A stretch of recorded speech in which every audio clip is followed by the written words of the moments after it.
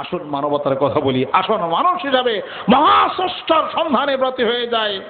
মহাস্রষ্টা বহু দূরে নয়, সুখের আর এই নরসরে খুঁজতে জনম ভর মিলে না, কে কথা কয় রে দেখা দেয় না। পুঁজি তারে আসমান জমি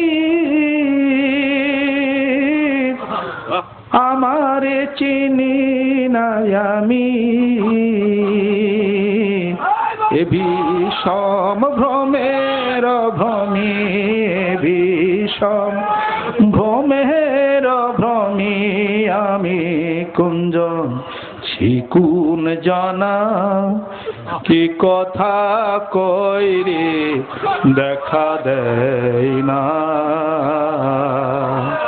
নরে চরে হাতের কাছে খুঁজলে জনম ভর মেলে না, কে কথা কই রে দেখা দেয় না।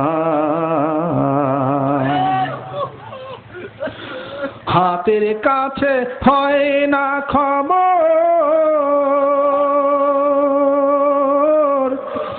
কি দেখতে যাও দিল্লির শহর। হাতের কাছে হয় না খবর, কি দেখতে যাও দিল্লির শহর।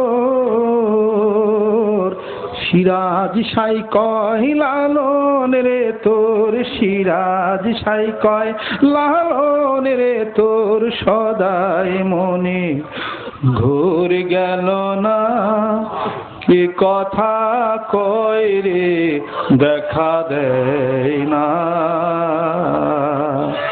নরে চরে হাতের কাছে খুঁজলে জনম ভর মেলে না, কি কথা কয় রে দেখা দেয় না।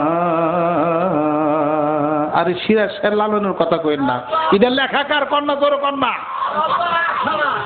এটা হলো লালনেরই লেখা। লেখা নিজের নামকে বন্ধ করে দেয়, কইছে সিরাজ সাহেব। সিরাজ সাহেব বলে রে লালন সবাই মনের ঘোর গেল না। সিরাজ সাহেব কথা, লালন তোর মনের ঘোর এখনো গেল না, তোর মহাস্রষ্টা তো তোর কাছেই ছিল, ধরতে পারলি না কেন?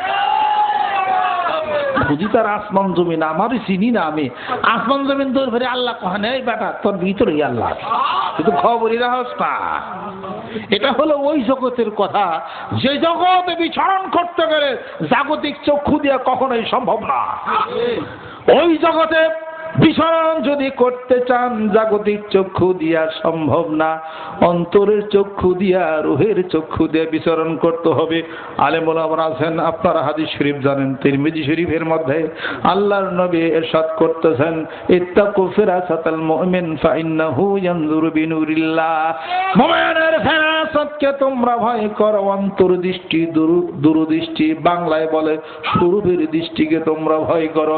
একজন মুমিন ব্যক্তি আল্লাহর নূর দ্বারা দেখে, যেই ব্যক্তি আল্লাহর নূর দ্বারা কলবের চক্ষু দিয়া দেখে, ওই ব্যক্তির নজর আল্লাহর আরশ পর্যন্ত পৌঁছিয়া যায়। জোরে জোরে কোন সুবহানাল্লাহ। আর এটা হলো ওই জগতে। রুহানি জগতের খবর করতে গেলে জাগতিক চোখ দিয়ে সম্ভব না, রুহের জগতের মাধ্যম দিয়ে যাইতে হবে। অতএব রুহকে উজ্জীবিত করতে হবে। কাদ আফলাহা মান যাক্কাহা ওয়া কাদ খাবা মান দাসসাহা। কলবের কাজ না করলে রুহ উজ্জীবিত হবে না, কখনোই সম্ভব না।